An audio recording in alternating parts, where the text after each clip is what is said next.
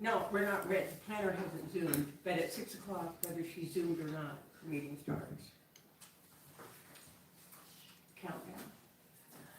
1 more minute. Omega, you didn't remind me to fix the clock. 6 o'clock. I was supposed to remind you that? Maybe it was Yvonne. Yeah. Sounds like it. So I fixed the time after daylight savings. But it's crooked, ended, the clock but is the crooked. clock is crooked, and I Yes. noticed it during the last council meeting. I was surprised all the stomping didn't. So I was just gonna say, are you sure it wasn't the door slam? That knocked it crooked? Did I miss a good meeting? Dang it. You should watch it online. We missed the good meetings. Did you miss it too? Dang it. All of that information is available on the Okay. city website. Also, I'm calling the Joe meeting has- to order. Omega, could you do the roll call, please? Let me put record, Chair. Oh, there's Laura. okay, Heidi will bite my head off if everybody does not turn their microphones on, And we just keep Recording in going. progress. unless you're talking crap.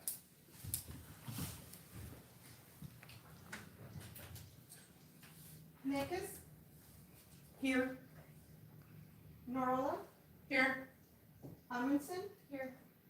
Go down. Here. Gordon. Thank you.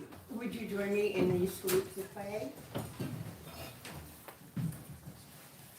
I pledge allegiance to the flag of the United States of America and to the republic for which it stands, one nation, under God, indivisible, with liberty and justice for all.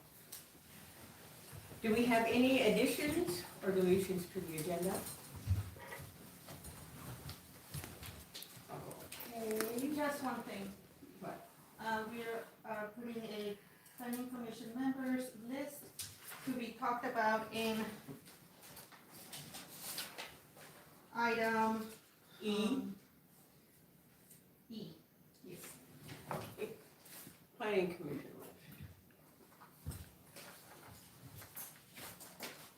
Chair, this is Heidi. If I might add, can we wait till I get in the room for that conversation? I'll drag. Or Well, we'll it's- skip, yeah. We can go to old business if you're not in yet, Heidi. Okay, thank you. I should be there about 6:30. Okay. Thank you. Sorry, bye. Yeah, okay, thanks. So next is public comment period, and this is the portion where the public has an opportunity to make comments. You're allowed up to 3 minutes to present information relevant to this quorum, not otherwise listed as an agenda item. Please note, complaints should first be addressed to the appropriate city department or the city manager prior to directly addressing the planning committee. Do we have anybody wishing to make a public comment?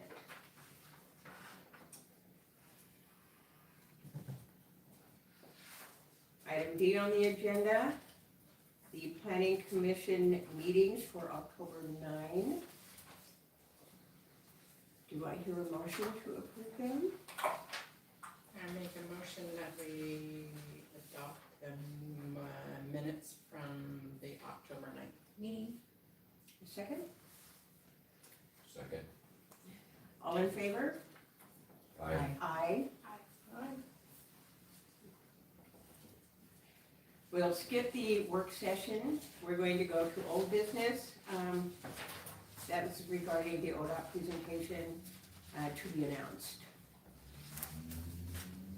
We have scheduled Jenna Berman, not Berman, misspelled Berman the first time, for the February 12th for the calendar. I believe it's the 12th. Is that right, Omega? Correct. Thank you. That's the second Monday. So she will give her multimodal presentation that night. And then I also have an update. There were some notes about vegetation concerns on the Highway 18 on-ramp. And Jenna, this was from last week, the 6th the ODOT maintenance people were going to go do some cutting, but that trimming is about all that they can do. Now, that's the on-ramp heading for the coast. I believe that is correct.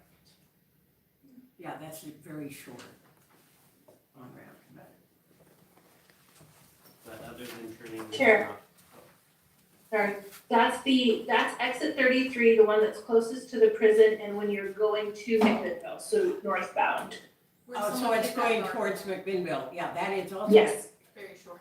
Yeah, very yes, short. and so we've received some complaints that it's too short and people are having near misses because they can't get up to speed quick enough to adjust to the flow of the traffic.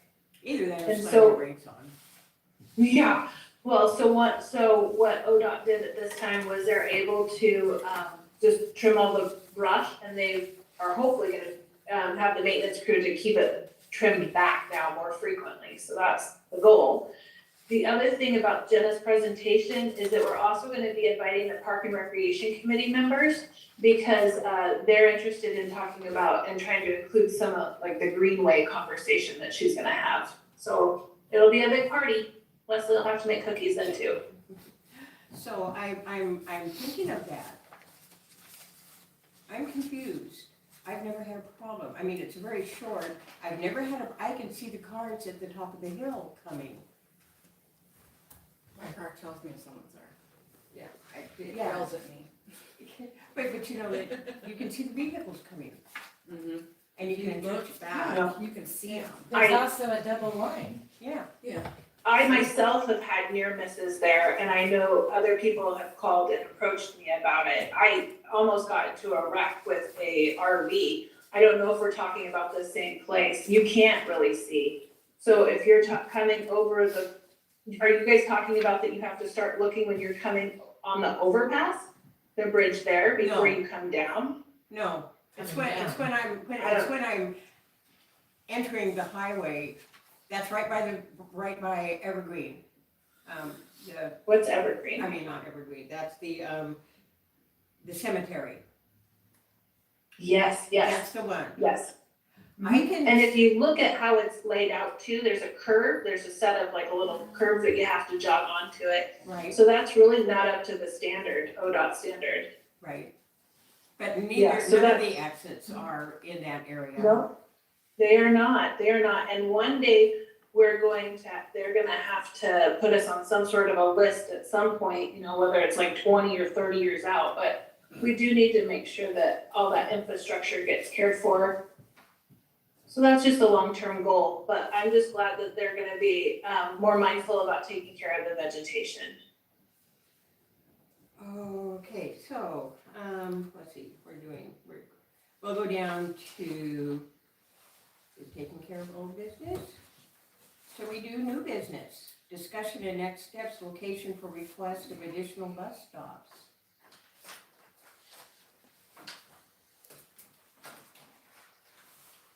Is anybody here, know anything about what we're supposed to be doing? Yes, so we had Okay, talked about thank this. you. Yeah, we talked about this about a year ago, and I put it on I would like this to, I just wanted to make, Omega and I've been looking back at some old agendas and making sure that we're taking care of the business items that have popped up from before. This is one of them. The transportation, district is going to reevaluate when we get into the housing task force group, what I would like us to do is be conscientious through that process, because we're gonna also talk about middle housing during that. And so I just think that this conversation, if anybody remembers it, which maybe people don't, that I would just like to delay it further is all my recommendation was. That works. So now we can move on to item B under new business, discussion and vote, residential beekeeping.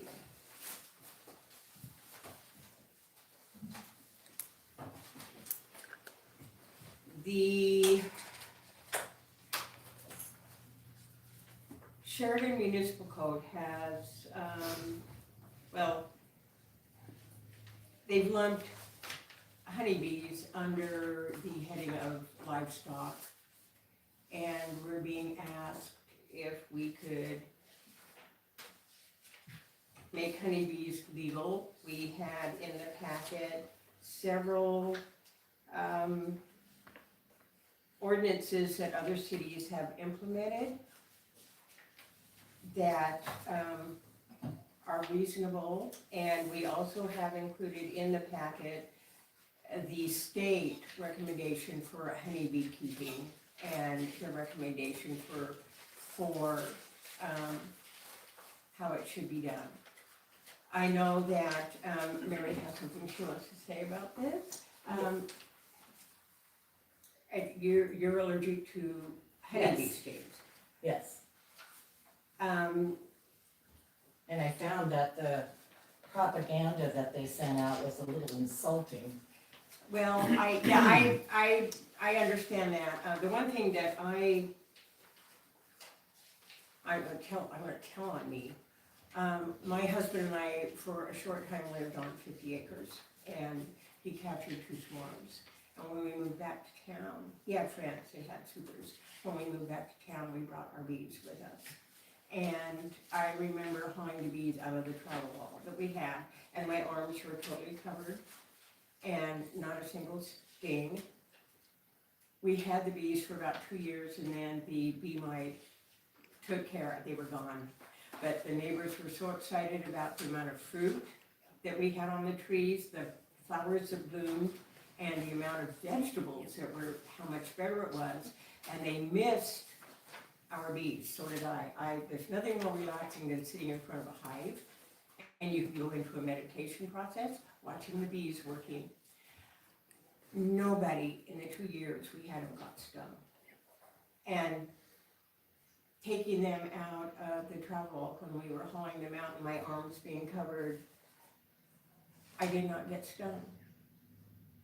It's very rare to be stung by a honeybee. Now, a couple of 3 years ago, I was stung by a swarm of yellow jackets repeatedly.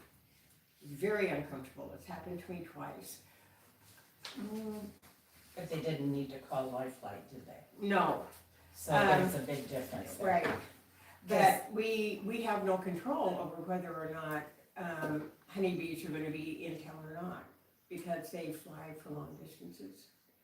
But if you're surrounded by them, say all 4 corners of my property, I get honeybees. So where's my right to sit out in my yard or swim in my pool and not have the busy bee? I work on a 160-acre farm. We don't have hives, and we had bumper crops this year.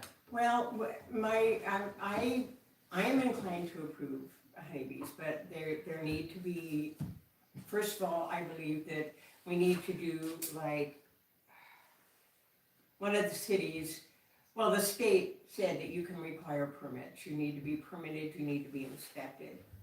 I think keeping of honeybees needed to be inspected periodically to make sure that the flyways are where they're supposed to be. That if there is not a flyway, they need to be 10 feet above, because they don't fly low, they fly high. And the only time they go low is when they're going into the hives, or they're going to pollinate, flying from bloom to bloom.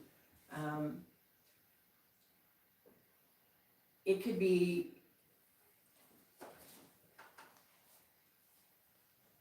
it's hard to say. It's hard to say about allergies. A lot of us have allergies to a lot of things, and I have one, but I'm aware of it. I do what I have to do to take care of myself. I don't want to require that, say, the law prohibits the sale of peanuts or peanut butter in a store because somebody's allergic to it, or that's not my allergy. That it's what I happen to know that somebody who was allergic, quite allergic. So And- somebody's growing peanuts next to them, are they gonna be comfortable? Well, probably not, I don't know. But this is, we could have where if you want to, if you know that somebody is, you could put yourself on notice with the city saying that you want to know if somebody's going to be locating honeybees next to you, and have a discussion with the city about whether that should be allowed or not. Well, I just think on a larger scale, I found it interesting in here that to record, they don't have any insight of any other Oregon city that has had an outright ban on residential beekeeping. Not that we necessarily want to be sheep, but at the same time, those are pretty good statistics Right. of other places that have put things in place. And I think I read somewhere in here about some setback options for setting back. Well, one of the things was 25 feet from the property, from property lines. We just happened to, when we came down off the hill, off the 50 acres, our property's 50 feet wide, just by pure chance. This says 10 feet in here. No, 25 feet from the side, It's from the fence line. yeah, and it's, and then it says that setbacks, other setbacks are required per city ordinance. And I haven't memorized this whole packet. So, but there's a lot to learn. I am inclined to be in favor of having honeybees. I think that though there certain ordinances need to be, rules and regulations need to be set up, I think that we need to, first of all, as with the chickens, have permits required. And in the case of beekeeping, I think there needs to be a little more oversight for that rather than with the chickens. Maybe having the hives inspected, or somebody go by and inspect them every 6 months, 6 to 12 months, to be sure they're being kept properly. And make sure that is that the 6 foot flyway? What's that, at 6 feet high is provided, or the bees have to be maintained 10 foot? The beehives are 10 feet up. That's difficult to handle. And then I'm inclined to say follow most of the state's guidelines. But I know that one of the cities numbered the colonies that you could have per lot size.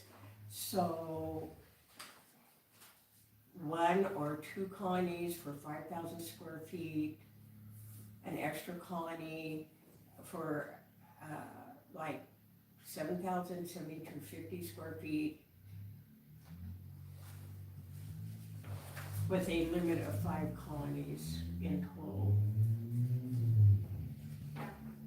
I kind You of jotted it down here because I was kind of in the same boat trying to keep track of. So in a colony is 20 to 80,000 bees. Yeah, that's in a super. So my part too is that does one family eat 50 to 100 pounds of honey a year? It's hard to say. So is it intent to sell, just like, you No. harvest milk No. from a That cow? would be commercial use and that would not be allowed. That would not be allowed. Commercial use is not allowed in this. I mean, it's like with the chickens, you're not allowed to sell So the eggs. how do you know? We know they're selling eggs, unless you turn them in. We used the beeswax. We ate the honey, but we had 2 supers. We didn't have a problem sharing with our neighbors, and we didn't have an overabundance. I have a question about the chickens. How many people honestly do you think are being honest about the chickens? I don't think, my neighbor isn't. Just one, me. John is being honest. And how Yeah, many people do but you it's think are yeah. gonna be honest about the bees? Well, that's it. The neighbors are gonna have to report them. Even when you do report them, nothing happens. Cause I'm one of John. those neighbors. John, I understand both sides of this thing. I Right. agree with you 100% about the propaganda. It's lacking, and I don't think is fully accurate. But my grandson was allergic to bees, So am I. and I did a little experiment at my house since our last meeting, because we planted a bunch of flowers and sunflowers in our front yard this year. And if anybody is gonna get stung by a bee in the city of Sheridan, it will be me on a monthly basis, guaranteed. But what I did here just a few weeks ago was I actually went out in my front yard and I was cradling the flowers where the honeybees were going. And the honeybees would walk onto my hand. I did not get stung one time by those honeybees. And I probably did that a dozen different times. I walked out into my backyard 3 times, and on 3 different occasions, I got stung by yellow jackets, of course, because Like, I'm just they bite. an attractor. Yeah, yellow jackets sting vicious. quite badly. They're Yeah. vicious. So what about some sort of, I mean, this is kind of new to me. What Omega, about some sort of, go ahead, John, finish it, John. some sort of like, you implement it, but you have to have a certain percentage of maybe your neighbors that have to agree to it?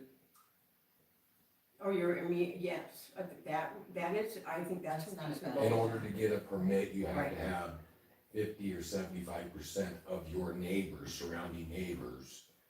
Well, I would say your immediate neighbors, Correct. Mary's next door, and the neighbor behind you, north, south, east, and west of you. Correct.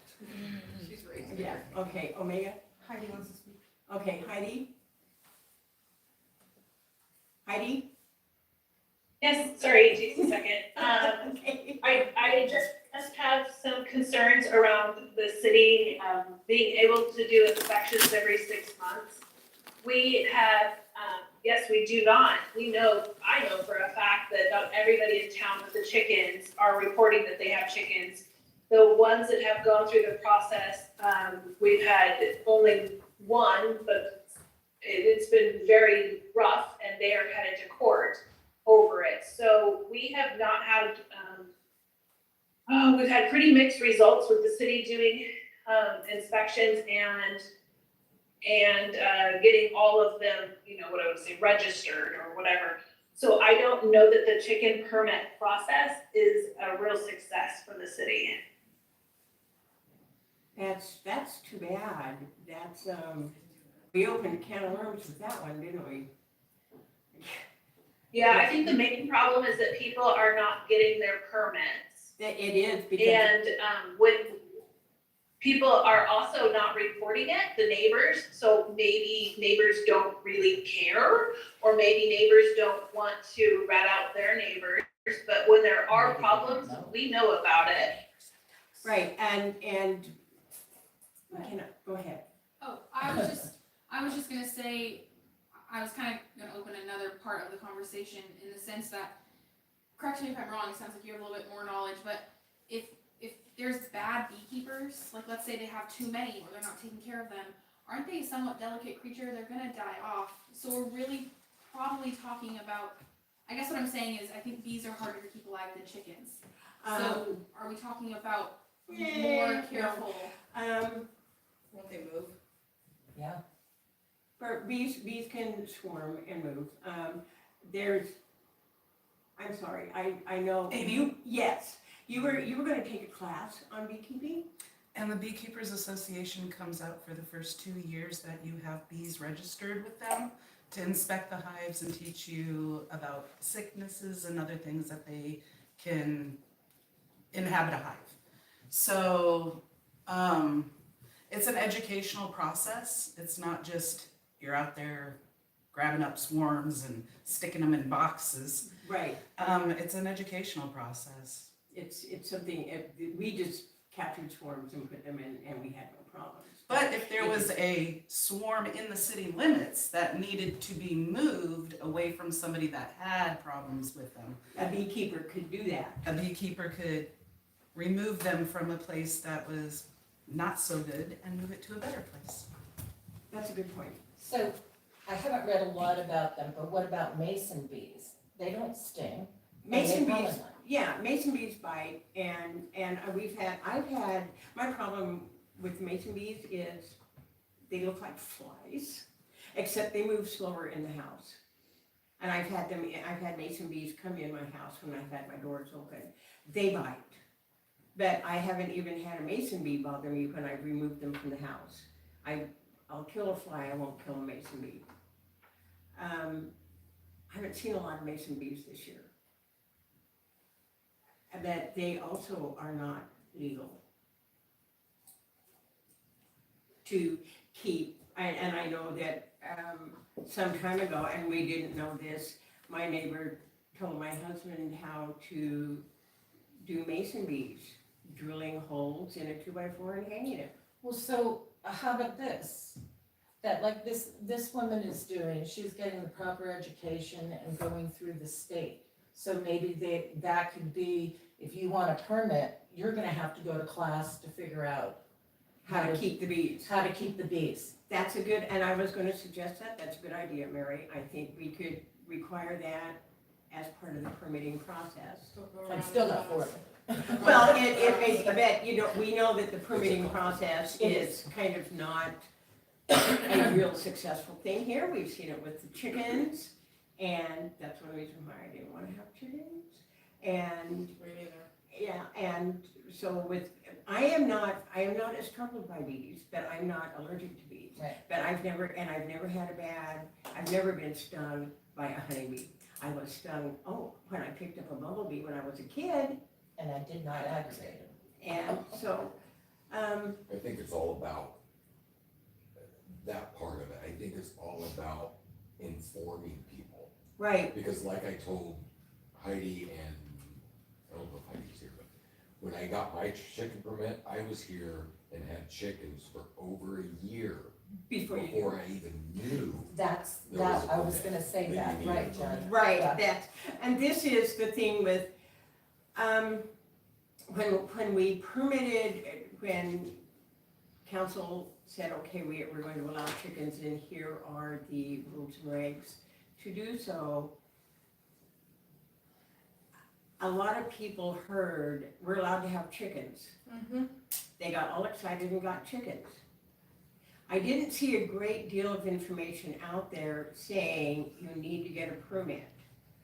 I didn't see, maybe flyers up saying, because you can read it in the bulletin board, but if it's only one article in the bulletin board, it's one article, it might not be read, it only ran one time, maybe 2 people read it. I believe Heidi put it in with the water bill. And At the it beginning of could the be, summer. but a lot Yeah. of people don't read that. Right. Yes. Yeah, 'cause the way I found out was I came in to see if I needed a permit And, to host my daughter's wedding in my backyard. oh. And that's when I discovered or found out that we needed a permit for a chicken. No way. Not the wedding. But you're going, oops, Yes. yes, okay, so we need to do more in the way of informing people, and you can inform everybody. I do an annual bulletin board once in a while for the bookstore.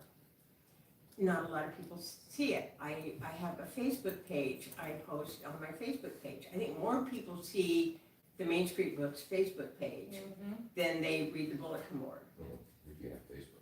Huh? I If agree, you have Facebook. yeah. If you have, well, I have a Facebook page for the bookstore, But maybe like but the the, mercantile stores and stuff like Right. that can inform people. Omega, I think Heidi wants to speak.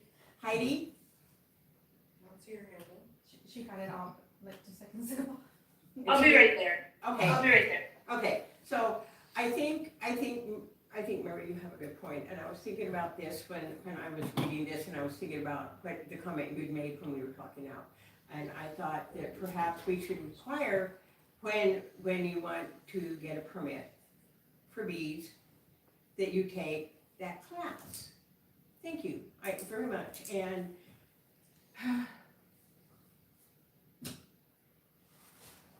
I'm through. I think more education needs to be brought up. I I think we need to think about it a little Yeah. bit longer. I I don't do think it's too. something that needs to be asked right now. Because You me, need- myself, I would like to look into it a little bit more.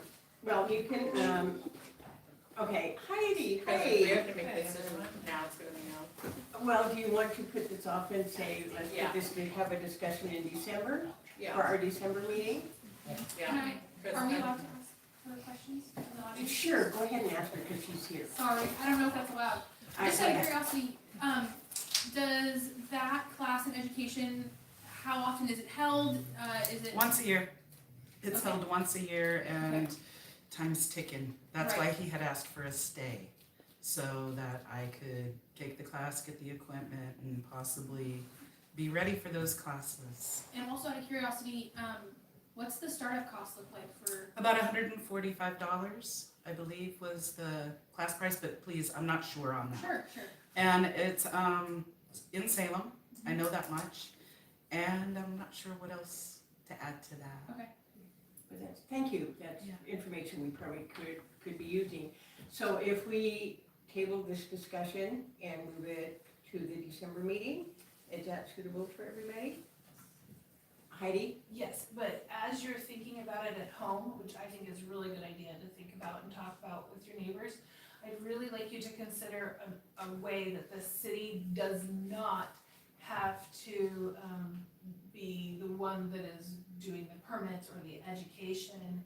I like the idea that somebody would have to get a certification and then Yes. bring that to us, just like That's a chicken. If you get a permit and you can't get the permit unless you're certified, then I don't feel that you'd have to do inspections. Because you have somebody who's been trained in beekeeping and knows how to do it. I can hear that, but as we're talking about like the setbacks and stuff, those will require some inspections or some mapping. One of the things that we've realized with the chicken permits too is not everybody has the same skill set to draw a map. And that may seem like something maybe we all know how to do, but not everybody does. And so that's been one of the challenges with people is getting them to realize how to measure their properties, from what points we're asking. So there is some education that has happened with people to get those. So I'm just asking for the commission, if you go forward with these stuff, which is, one of the decision you'll have to make, just as long as you can make it so that there's less of the city staff City involvement. having to do or learn ourselves. I don't want to, just like I told the council with the chickens, I don't wanna go out and inspect chickens and make sure their wings are clipped and all of that. And I don't want to become a beekeeper either. So as you're going forward with all of that, just try to keep that in mind, please. Okay, my that's a advice. good thing. Then we will table this discussion and we'll take it up in December. Okay. Okay, so I lost my agenda. So we've done, we're doing the planning commission. Here we go. We're doing the work session for planning commissioners. Rules and procedures and our planning list.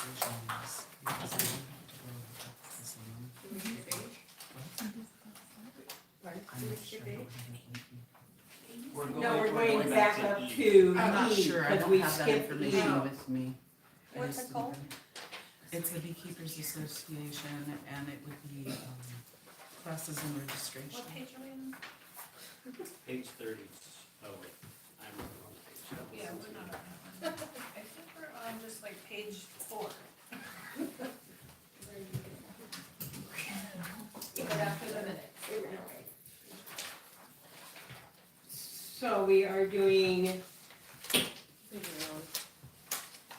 4. yeah, and I'm looking at it, I'm looking at the. Really good memo. So, what I'm looking at is, I had read the planning commission ordinances, and then I read the parks, which sounded really nice. So Tyler, do you wanna take this? Or not? Yeah, no, that's, I did write the memo on it. You did put a memo on it.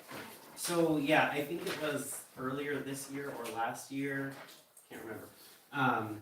We did a substantial rewrite of the Parks and Rec, committee ordinance, or actually maybe we established it, I think. It was there, but it wasn't much. It was not very, Yeah, yeah, it was beefy. So we worked, a lot on that, and I actually think that we pulled a lot of that language from other planning commission ordinances, that we found around, but, I thought that could at least be a good framework to updating and beefing up our planning commission ordinance, but obviously there's some different stuff that planning commissions do than what the Parks and Rec people do. So that is part of the reason that we also included some other cities' regulations, about their planning commission. So if there was any information in there that any of you really liked or really didn't like. Well, I was thinking when I was reading the planning commission, 5 members to be appointed by the mayor, not more than 2 of whom shall be non-residents of the city. Now, with non-residents, I highlighted that and made notes. These would be people that would be living on or own property within the urban growth boundary, because whatever we plan or discuss could affect property. And then, or owning a business, owning and operating a business within the city limits of Sheridan.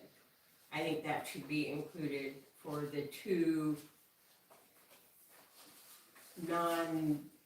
members that would not live within the city limits of.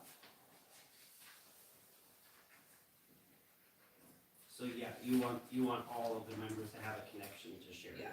Yes, yes, definitely. I mean, if you own property or live in the urban growth boundary, you have a right to say what you feel about certain things. And if you own and operate a business within the city limits of Sheridan, you're also impacted by decisions made by the planning. So I think that should be allowed. Heidi? We had, and Donald, we updated ours, and we were very keyed into what you said, because we didn't want somebody from, wherever in the world joining the planning commission by Zoom, or at that time, but. That's exactly Yeah. the way I'm feeling. So when you say own, we had or operate in there, because we thought about corporations, right? And so we don't really know who the owner is, but we thought that if you were the general manager, so that's why we did operate a business. That would work too. So, Own yeah. or Let's put have it like a own fringe. or operate a business within the city limits of Sheridan. And then here where it says terms of office, commissioners shall hold office for 4 years. At the expiration of the term of any member of the commission, the mayor with the advice and consent of the council, it does not state in here that we can reapply. Yeah. And we need to say that we can reapply. And one of the ones I had read said that if you've served your term for 4 years and you wish to reapply, you don't really need to fill out the application. You just call and say, hey, I would like to be considered for another 4 years, because we've already filled out one application. Yeah, that's language in our Parks and Rec code. Yeah, that was that was where I read it. But with the understanding that the mayor still has the Oh, right. yes, of Okay. course. We're just applying for the position. The mayor and It's just the mayor here. yeah, just is the one who has to make the decision and pick from whatever. But make the reapplying process smoother, Yeah, easier. Is not one of the questions on the original application when we filled out? If you live in city limits? I don't know. I don't think. I think it That's is. how long you live there. But but then they know that the 3 members live within and 2 members do not. Okay. Okay, so Two members don't have to. don't have to, but we can all live within. McKenna. Kennedy. I'm sorry. Call me whatever I you don't want. want to call you McKenna. I'll answer anything. Well, in my brain, I don't know if you guys were done with that portion. I was raising my hand for later too. I was looking at Beaverton's, and do we have an annual meeting? No, I'm glad. As a newbie, I Brought that started in pink highlighter and said, do we have this? No, there's a couple of things, I have one more question about this kind of basic membership stuff. Sure. Guys, and then I wanna get down to like kind of the leadership part of it, which I think is really interesting too. The membership part part, we don't have any regulations to talk about how many, what do we call them? Like, do you wanna have any limitations on membership? So we did this with the park one, we taught, and I've seen it with planning commissions, like, we don't necessarily, I'm casting my own opinion here, I suppose. You can disagree with it, obviously, but it isn't always in the best interest to have a bunch of developers on here or have that be their primary income source. You kind of want to have a mix of people's and their opinions and their backgrounds, which makes, I think, for a heartier, discussion like you just had with bees. And you also don't necessarily want everybody to have real estate on there as well. So those are the regulations you can see with planning commissions, like only one person can be from real estate or one person from development.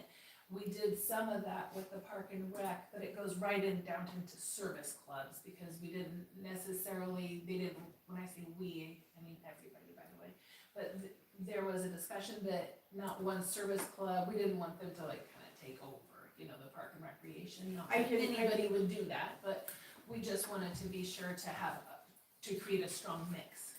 I agree. I think a strong mix is a good idea. Certainly, if we all belong to the same service club, we could be having impromptu meetings Well, I guess that's true too. at the service club, which is not what we're allowed to do.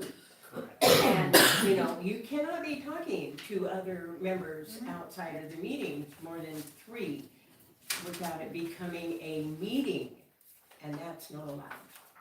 So I think we need to be, because this is a very small town, we need to be aware that I'm not on any service clubs. This is Yeah, so Tyler and I will probably steal some of the language then from our Park and Recreation Committee.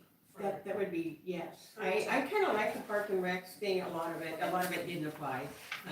But the one thing I wanted to be sure was that we all got to reapply for our positions if we wish to have it, wish to continue, and that we make sure that it's people who are affected by what we do on the planning commission be on the planning commission, as far as the 2 people not living within the city limits. And we're just not gonna bail on you like former people have.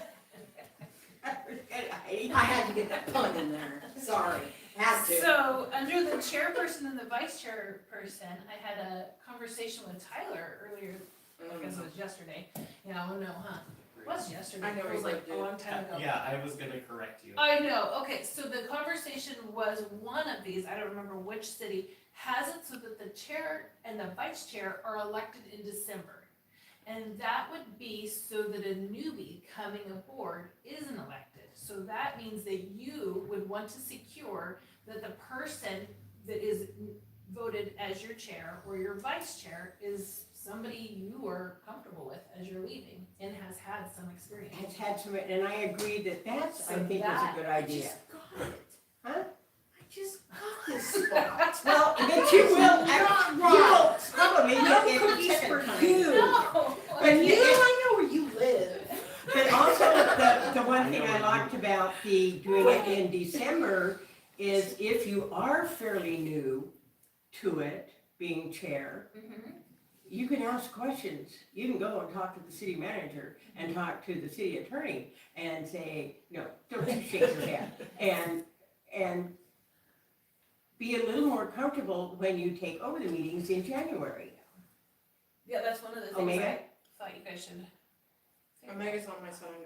I was just saying, can we not put, particularly December, our meetings sometimes don't, like last year, we did not have a meeting in December.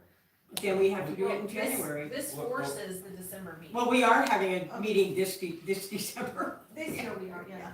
But this forces a reason to always have. I thought you were chair for life. Yeah. Well, I'll be a chair for life if you want me to be a chair for life. She decided she wasn't going to stay as Miss Ruloff and decided to leave, so we all were like, peace out, girlfriend, we're gone. And we all just started tootling out the door. There was no planning commission. Just Paula. I love to go to confidence. Get that bossy. We had her back. That is one of the things for you to consider is if it's just a way for you to regulate the leadership. And I had not seen anything like that, and so that's why Tyler and I were talking about like the pros and the cons, but something very interesting, I think. Yeah, and I think doing it in December would be so that the people coming in the first meeting in January, they can be maybe a little prepared. Yeah, we're greeted by somebody who has experience too. Well, You know, Yeah. just like instead of the very first meeting and you're all like not even sure how to still vote. So there is, I didn't think of that benefit either, but you know, I can go either way. I just found it to be a fun conversation and I wanted to what do you guys bring think? it up to you. I think, okay, we're saying Wanna do December, this? yeah. Okay. You got that one, Tyler? Yeah. Okay. Okay, the other thing.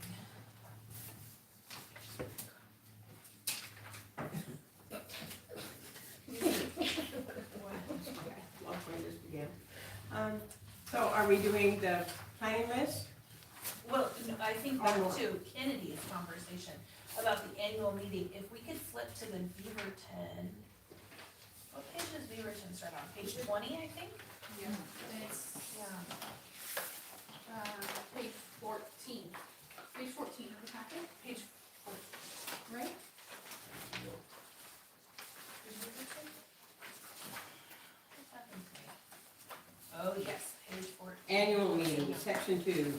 I just, as a newbie, speaking as a newbie, I really liked, because, you know, it says such meeting shall be devoted to orientation of new members, and education, training, and other matters related to the organization and administration of the commission, and I felt like, everything that's worth doing is worth doing well, and so setting off people on a good foot when they're new.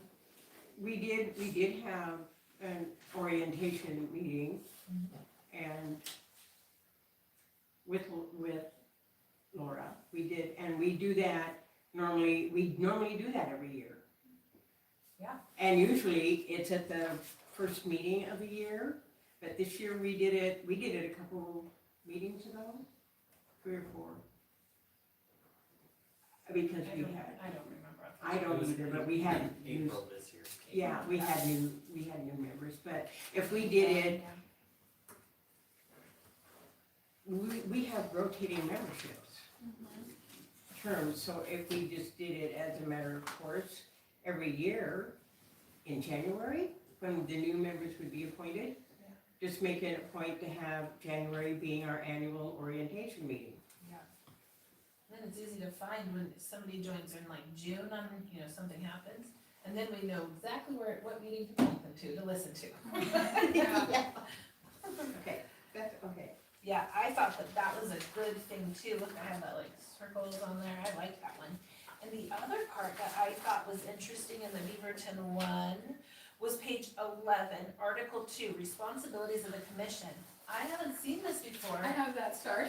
Yeah, I liked that, because a lot of times planning commissioners don't necessarily know what their responsibilities are, and to have it really laid out, not only helps commissioners, but I think it helps the public to have this general education about what a planning commission does. And I like that piece of this too. So are you guys all in support of us putting, Tyler and I figuring out how this fits into the Sheridan piece of it, what you're responsible for? I'm sure Beaverton's slightly different than what we are, but I think that would be overall helpful, because I know that there's some of us who are really trying to advocate civics and public education. So, just thinking. Yeah, I really liked that. I also think it's nice to have a foundation to come back to, like either when you're facing issues or when you're going through that training. It almost acts as like an outline for that orientation, because you have that foundation to go back on. Yeah. I like that piece. I also liked the elections piece. A lot of organizations, social groups even, that have how the elections are done. And I thought, so that's Article 3, Section 2, and it's very clear. I know that we, you know, every year I give a memo, or when we're bringing people in about how the elections go, and this just solidifies that. So I think that part. So this is my question. question to you. So I say, how deep into description do you want us to go? So at this point, it's really kind of a brush stroke, the planning commission stuff. And Tyler and I can dive down and really make a comprehensive code, or we can kind of just take a medium route. But I was just curious at like, what do you want? I like the medium route, Medium? yeah. I think as small as we are, I think a medium would probably serve us better than something Right. more comprehensive or Yeah. expensive. So more meaty than what we have currently, but don't overdo it, people. But don't overdo it. Don't overwhelm us with information that we don't Rules. necessarily need. Or rules, because a lot of times we think rules are made to be broken. They are not. Is that your bicycle? Without breaking rules, you don't Rules have are a meant to job. be followed. You know, that's, Excuse me? something related to that question that actually I did not bring up to Heidi. But some of, especially looking at all of this Beaverton information, some of this could be not necessarily included in our code, or updating our code for the planning commission, but we could have a separate How about a rules packet? of procedure type document specific for the planning commission. That would be, Mhm. And then that can be tweaked by the planning commission on an annual basis. I could look Instead at of, that. Like we do at That city would council. be something to be, but not, but still medium. yeah, yes, still medium, but not, that's just more saying not everything we want to include as framework Right. or information or guidance needs to be in the code. That Kennedy? only the city council can. Okay, that's what I was just gonna ask. So if it's in the code, cool, we have that down, but it's not as flexible as if we had like a policies and procedures Right. for the planning commission. That would be a little more flexible on a year-to-year basis Right. for us to If collaborate we on. find it works or does not work. Yes, and that's where we kind of did talk about this, because I was talking about how long, remember when I first came, I think Paula and Leslie were here, and I was like, it was within like a month of me being here, and we had the land use case for Viola, and I was like, well, how long do the developers have to talk? And everybody's like, we don't really time them. Remember that whole thing where we Right. didn't time them? And so I was like, oh, okay, so that would be another piece that could be included in this rules of procedure, is to then have this clear, which is really nice, I think, for applicants to know too, how long they're expected to speak, you know, when they speak, the orders, that kind of thing. And then, you know, we can, the time they speak can be extended when we ask them questions. Because then they have whatever amount of time we give them, but then we'll have questions that they end up a lot of times having more time to speak because we need to have questions answered. I think Paula and I are the only ones left. Only ones Out of left. everyone. Oh, yeah. we are. I mean, staff and everything. Serious, we are. And then we'll, Oh, yes, so rules of We're procedure, we'll arcade. work on that too. We need cake, yeah. We need cake. Have a cookie. I'm old. Have a cookie. They're next to They're next to Tyler.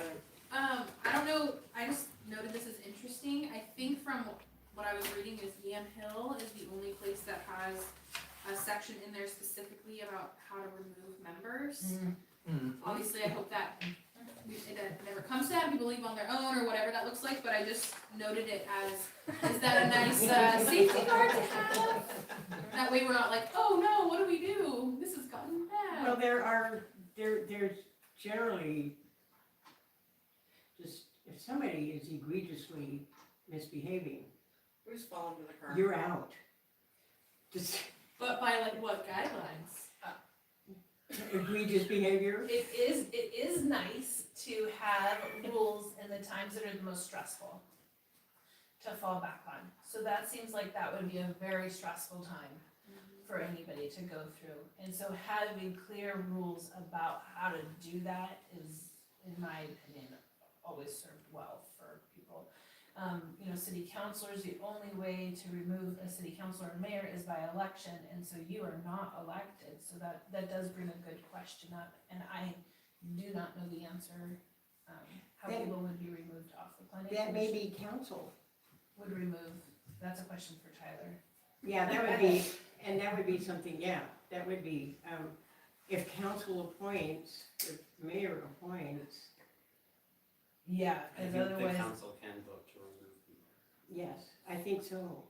so we should look at the mayor's rule in the charter, I think, for the mayor and see if it says appoint or remove. And then, We'll I mean, report even back further on back from that, Mhm. where does the, it come from on this? Someone has to be alerting the mayor. What kind of behavior elicits a removal? Well, and even like, let's say there's some concern amongst the planning commissioners, in what proper process is that documented to the mayor to request a vote? I mean, you take it to the city manager and say, what do we do?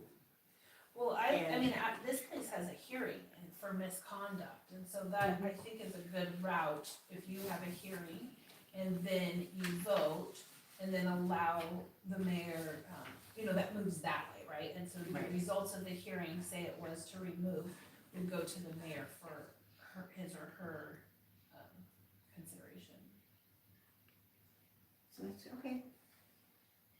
That way it's not like one or two people that are upset and report to me that there's a misconduct, and then the mayor goes in and tries to mediate. Instead, it's like a public hearing process.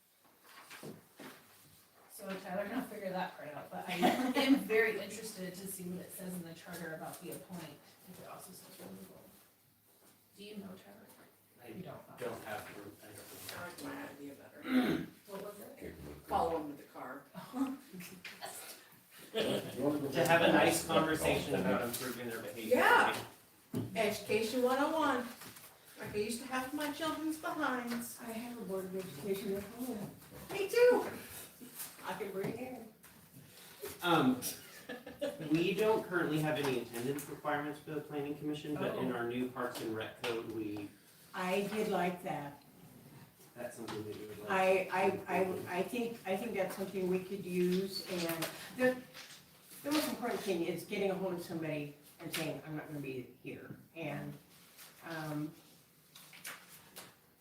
Sometimes it's out of your control though. pardon? And Sometimes it's out of your control. I just spent 2 days in the hospital. Right, but you'd have somebody call and say, she's on the planning commission call. Yeah.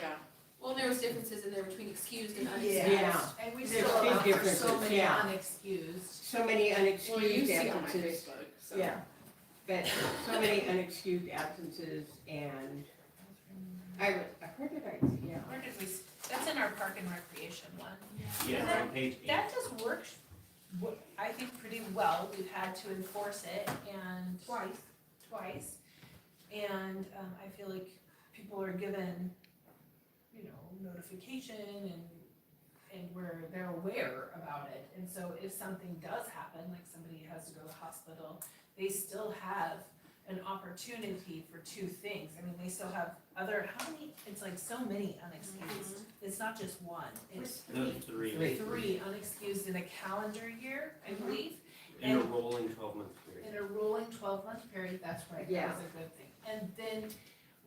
And then you also can have the ability to come back in and ask and request to be put, you say, these are the reasons why this has happened to me, so if somebody's like, heaven forbid, like in a coma or something, right, and then they wanna come back in, and they can say, hey, this is what's happened, and we did have that, and the Park and Recreation said, I'll come back, arms wide open and brought him back in. So it is work. I think Tyler brings up a good point that it is good to have some policies around the expectations of attendance. The Park and Recreation said, this is very important to us to have people here at these meetings because they work in a kind of a different way. You're really like, you got an application and that's it. You got an application and that's it. But then they have to work as a group and really push everything forward. And so it's a lot of consistency coming. Well, for attendance for planning meetings is we need to have a quorum. If we have an Yes. application Yes. and we can't have a quorum because not enough people showed up, that is extremely rude. And it's wasting a lot of people's time and money. So we need to know in advance whether and I remember a couple times I had to ask Jim, are we going to have a quorum? And this was some time ago, but I was asking Jim constantly, are we going to have a quorum? are we going to have a quorum? Because we were having a period of time where we weren't having a quorum. And it's embarrassing. And it's expensive for all the public notifications that go into the papers, the newspaper. Right, they go in and people expect us, and people who have made applications and paid and everything else, and we show up, we're not having a meeting, we don't have a quorum.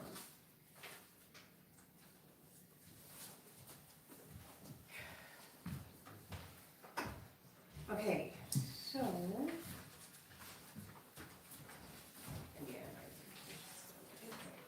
So did we finish our planning commission rules and procedures? Did Tyler have enough notes now? Yeah, and there will be, That's what I was just gonna say, don't expect this to be the end, because we'll come back with some ideas for you to consider, and then you'll give us more revisions. Right, So, but we will, but this is a good beginning. So this is free reign for now. this is free reign well, from not, now. not free reign. We have some constraints. Well, yeah. Where? Thank you. Good questions too. Okay, so now let's. Just before, sorry, Paul, before we move on, is there anything else that was really important to any of the five of you that you saw in the other codes?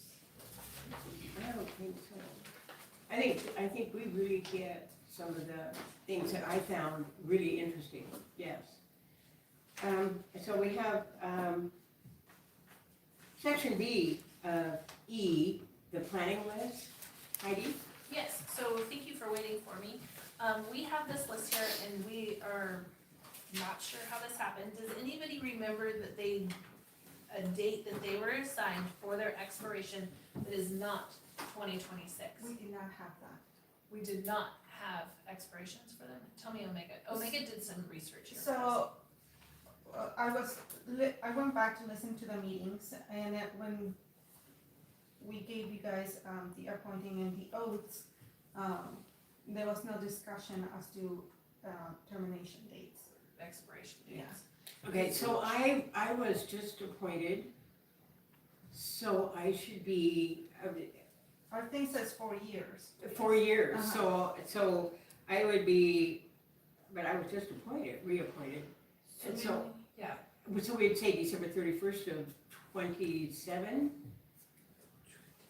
I think that the cleanest way to resolve that will be like what we did with Parks and Rec Committee, which is after we have our new code being adopted at the first meeting. After that, we will lay out the succession of terms, so there will Right. be some So we. shorter than 4-year terms at the beginning, but that will make sure that we don't have all 5 on the same we schedule. don't So do normally five. do like Heidi? because I think what had happened is people had been, on the planning commission without terms assigned.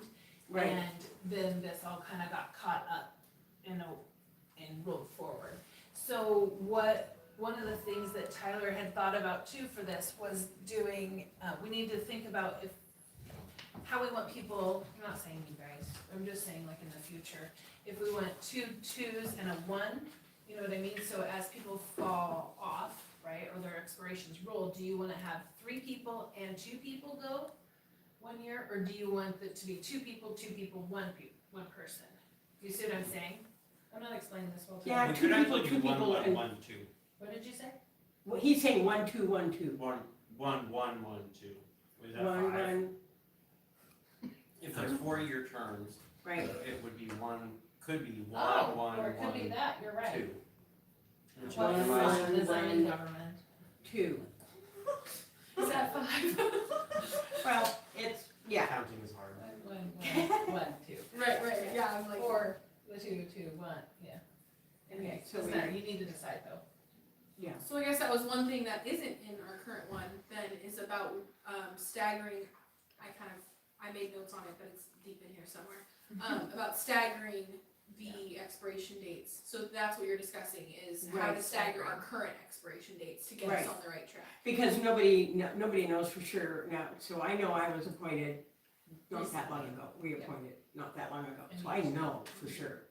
I was just appointed too. Yeah, But what we don't actually know is where in your term you were. Yeah, well, geez. Because I you have don't, just you don't restart Yeah. your 4-year Right. term if you're filling a vacancy. Yeah, And I think that's the information that we And don't we had have. old vacancies, Because everybody had served longer than. longer yeah, than their term. yeah, And so that was the difficult part, was then we asked people to reapply so that we could have everybody in an active seat, so to speak, right, an active term. And then at that point, we should have also had the mayor assign expirations to those. but that didn't happen. That did not happen, so Well, that that's wasn't another our ballot, way so. to do it, yeah, sorry, so that's another way to do it, would be to have the mayor assign, or you guys can make a decision amongst yourself too.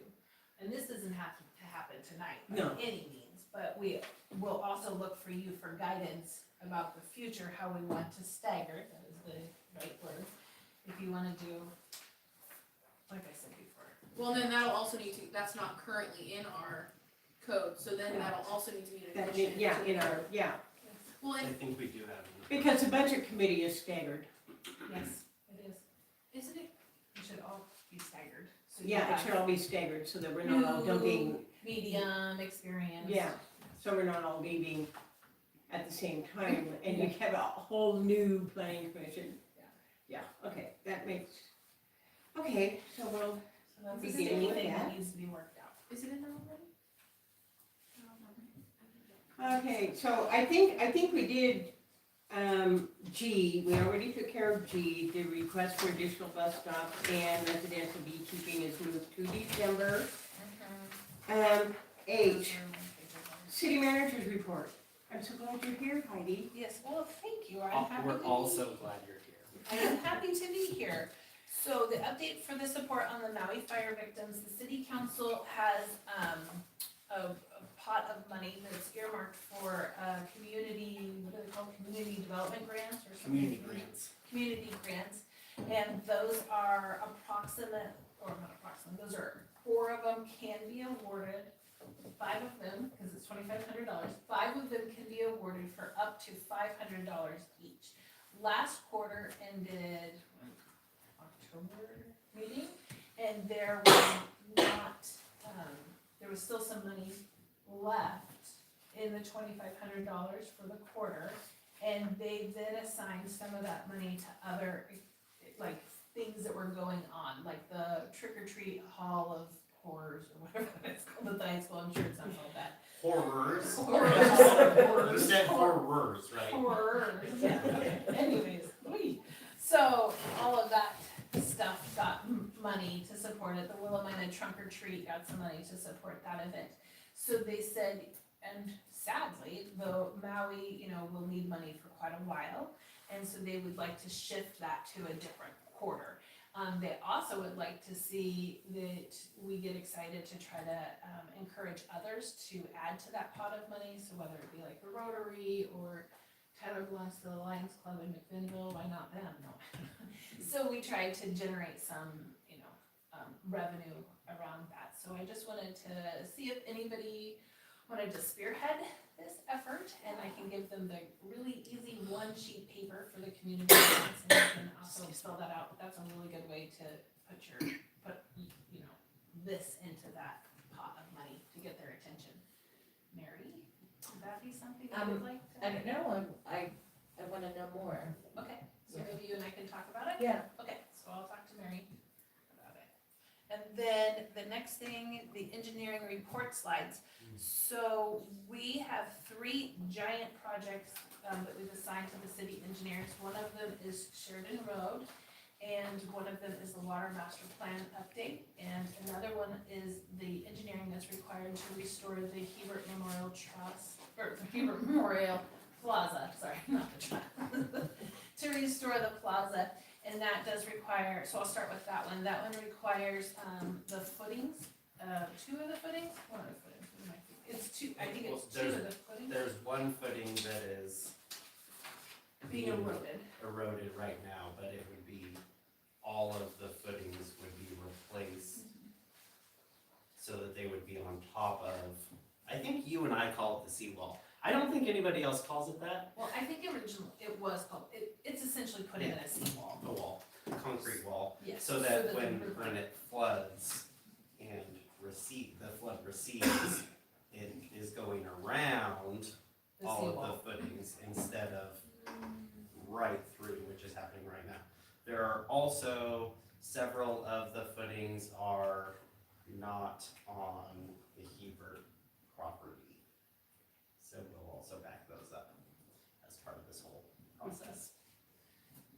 So, It's always a challenge. the plaza is, the final drawings for it are really exciting though.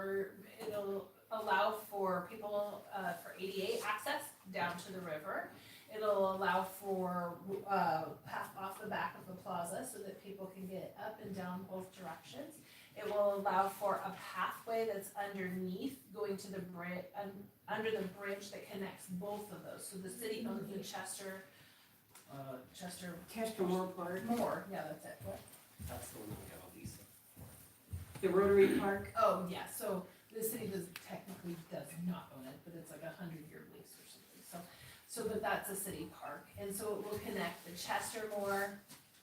Yes, thank you, Omega. So it will connect the Chestermore Park under the bridge through a county easement. And the last page of the packet. has- Yeah. And here's it's some kind of hard to renderings that see. they had done for an open house that Civil West had, but this is kind of how they see it and what it looks like, now, but, just a more active space. And if, this incorporates this other area, which we don't really have access to at this point, what do you call this, the foundation. But anyway, so these are very pretty and you can look at those. But it is really exciting to think about the plaza getting a new life, really, and a secured structure that it could be on. We did get the approval from the engineers to start replacing the boards too, and so that can happen sooner than later for that as well. That is not dependent on the foundation. There's like the trusses that go, and those are in good condition. But some of the boards do need to be replaced. So All of the boards. all of the boards, yeah, some of them need to be back 3 inches. I don't remember. More than that. Was it more than 3 feet maybe? Maybe 3 feet. The number 3 is involved, so 3 feet. Yeah. So we'll have, some loss of. This shows the foundation of where the building fell down. Yeah. Just kind of a idea for the space. Not anything really that it's committed to look like, there's just an artist that got excited But about that we don't space. own that property yet, do we? That's what I said, that is not what it will look like, but there was an artist that got really Right. excited about the space, about the placemaking of it. So, that's the update on the plaza, changes Yes. will be happening. It is always limited on money, because parks are funded out of the general fund, and the city of Sheridan, has a limited amount of, general fund money, because mostly it's property taxes, and at this point in time, the city, in recent history, the city has paid as much money or even more money than they get from property taxes for police. So keep in mind that general fund funds your police, your planning, your building, your community development activities, parks, and legal. And some administration stuff for City Hall. So it gets really tricky to find funding. So if you know Daddy Warbucks, send them our way. I wish. Yeah. Yeah, me too. Yes, Leslie, We don't have a cop. we do, we have 3. I'm very excited about it because the first 2 years that I moved in, I saw one cop drive down my road. And since this new cop is in town, we pretty much drive down our road on a daily basis. Good. It's because of you, John.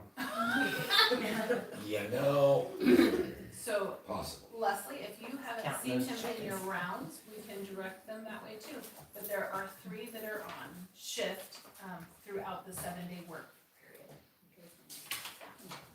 So then we have been working on a water master plan.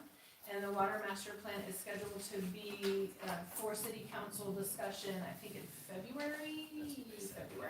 And so the city council will look at different scenarios that they have in there and pick and choose kind of what direction they want to go forward with the expansion of the water and to make sure that the water infrastructure is being served for the next 20 years. That's always a master plan, is 20 years in advance, looking forward. Okay, then the other one is Sheridan Road, and you should have in your packet some copies of the slides from the Sheridan Road. The engineers, I cannot give that presentation. It was a robust and wonderful presentation. It was really good. Kennedy was here for it. Yes. So if you are interested, I encourage you to listen to the recording on the city's website about Sheridan Road. But the city council is going to have a big job in front of them deciding what is important out of that project. We're talking sidewalks, if they want those on both sides or on one side, bike lanes, greenway instead, underground utility poles, the lane width side of it, parking or no parking, parking on one side, parking on both sides. There's a lot of decisions they have to make. As a resident on Sheridan Road. Yeah. Saying no parking is gonna be a huge disservice to most people living on Sheridan Road, where they have 50 by 100-foot lots with the house, parking for 2 cars. You put no parking, visitors will not be able to park, and at all. And in many cases, people have 3 and 4 cars. We know about that now. So it's where they will park them. And then there's the Sheridan Care Center. Visitors need to be able to park, and you can't park in back. So get involved with your city council. yeah, that's it. It's like, oh, when I saw a lot of the plans. Kennedy? I was just gonna say, I think it's important to say that even just looking at the slides, my dad and I were talking all the way and sat in my driveway for a long time talking about those slides, because I think it's important to say that even if you look at them, I would still recommend listening to that recording, because I definitely made some jump conclusions on what my opinion was, and they shared some really important measurements and considerations that I wouldn't have known just by looking at the slides. And so even if you need to just watch that section, they really brought to the table some things that I wouldn't have thought of if I was just looking at it. So they did a nice job. There were so many options. It felt like a game show almost, of okay, we're gonna eliminate that one and eliminate that one. It was a really good presentation, and things, I agree, just thinking about how speed would be affected on the road with the different layouts. Yeah. And so that was I agree with Kennedy. Are there any questions for me? So, this is something new, planning commission comments. I think we've all commented all night. This is also an opportunity for you to bring forward, ask us to research something for you, or say that you'd like to see something on the agenda in the near or later time frame of all of us getting together, but things that are weighing on you, or, Well, I guess this will give us something to think about for our next meeting then, for planning commission comments. Because we all pretty much, and we decided to table a discussion and move it, so I think we're good there. Do I hear a motion to adjourn? I make a motion that we adjourn. All in favor? Aye. Aye. Thank you, everybody. thank you, sorry it was late. That was like Yeah, the that was most the- tentative adjournment I've experienced. Recording stopped. Hi, how are you? Because nobody wanted to